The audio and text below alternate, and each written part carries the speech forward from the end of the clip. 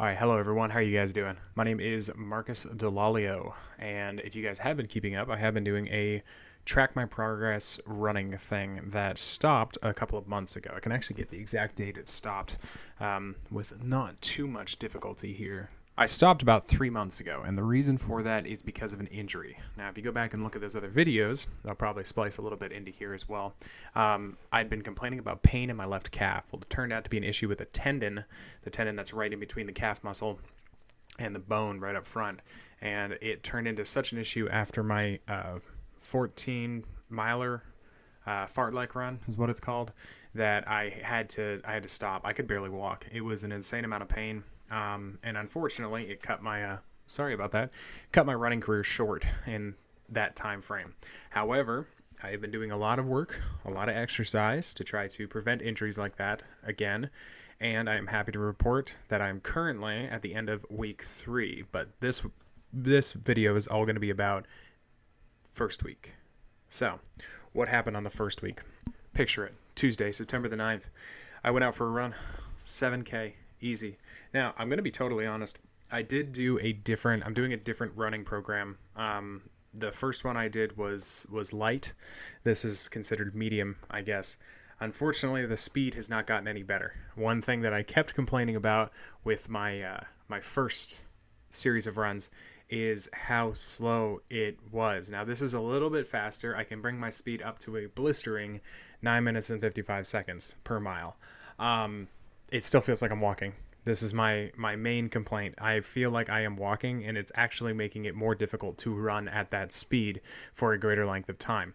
Now, I know it's building the fundamentals. It's going to make me stronger in the long run. That's super cool. However, I live in the microwave generation, man. Instant gratification. It's getting frustrating. It's getting real old real quick. But the 7K run, 7K, 4.87 miles.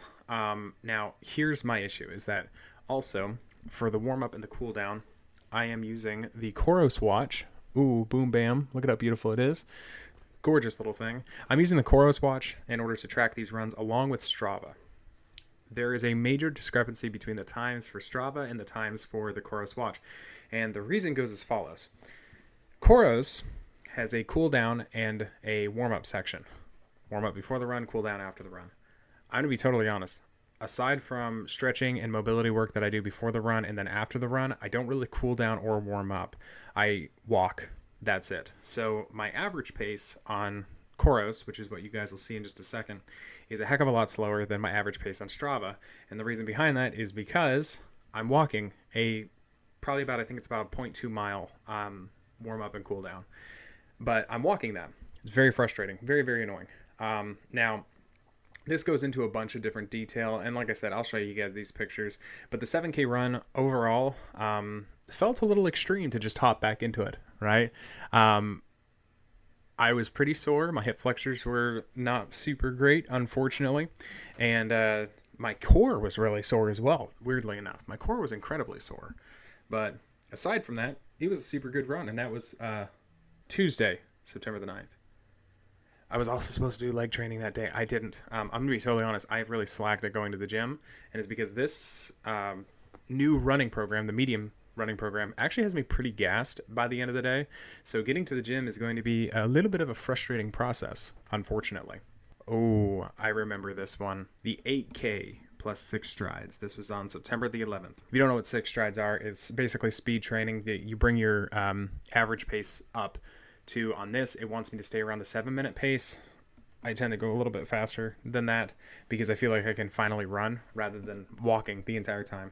So I go a little bit faster. However, I had issues. And the issues that I had were I did this in the afternoon like an idiot. And it was around 92 degrees. I think the real feel was up to around 100, and it was really humid that day too. It was around 90% humidity as well. So I was suffering, and I did not do the 6 strides. Whoops, might be. So it just kind of ends right there at the end of the 8K. I did finish the 8K, very slowly I might add, but I did finish the 8K. But I did not do the 6 strides. Now on that Saturday, I did another 8K. Now this is a 5.49 mile run. I did have to stop in the middle of the run, and that was because I had issues of the loins. I had to retie my pants, unfortunately, which was kind of annoying. But aside from that, it was a super good run. The run on Thursday kind of messed me up a little bit. I was like, man, like this sucks. I don't want to do this anymore. I'm hot. I'm humid. I'm cramping. It's really not a good time.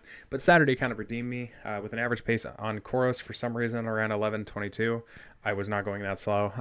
Strava will save me. Check out the Strava stats. Whatever. I was also supposed to do a core workout that day. Maybe. We're going to wrap it up on Sunday with the long run of 13K, 8.62 miles. This was also not a great run. I took off for the run way too late in the day. I wanted to go a lot earlier because it was supposed to only be around 80 degrees in the morning. And by the time I started running, it was already around 87. So that was my bad once again. All in all, I'm learning very, very quickly that this first week I did not hydrate well enough and I didn't eat properly either.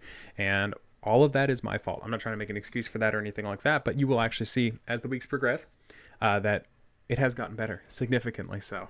So this run, I can't complain too much about it.